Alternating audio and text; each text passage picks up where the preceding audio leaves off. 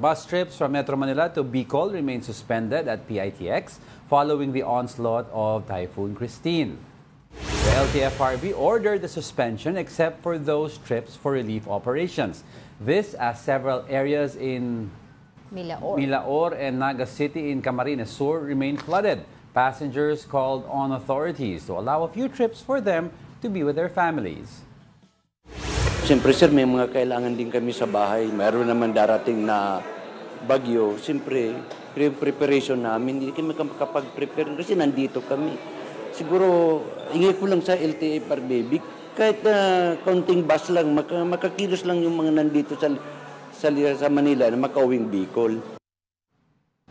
Ang problema kasi dyan, even if mapayagan sila bumiyahe, along the way, makakakita sila dyan ng mga baha, impossible na lanes. Kaya yun ang iniiwasan ng LTFRB. Basta let's follow rules. Yun lang naman yun. Napakasimple, di ba? Kahit anong makaawa mo, pag alam mong pwede kayong mamiligro and then ang rescuers pa naman natin will go out of their way to rescue those who are in need, sila rin madadamay. So, pero ako, bilang nanay, of course, naiintindihan ko naman yung mga kababayan natin na gustong umuwi, especially, di ba tayo, nung even before pandemic, nung mag-a-announce sila ng lockdown, gusto natin na kahit tayong tatlo lang, magkakamag-anak ay magkakasama sa isang lugar. So, I understand that. Kaya lang, yun nga lang, syempre, yung safety nyo pa rin yung iniintindi natin at this point. Tsaka also the safety, as I said, of the rescue workers. Diba? I mean, mapapahamak sila.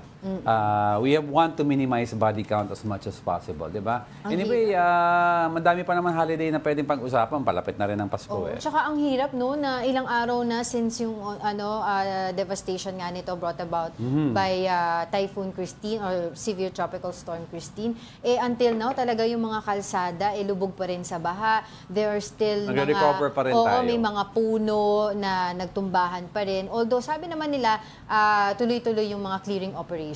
But still, even nga yung mga ayuda na para sa mga kababayan natin, hindi pa rin maabot dun para sa lahat.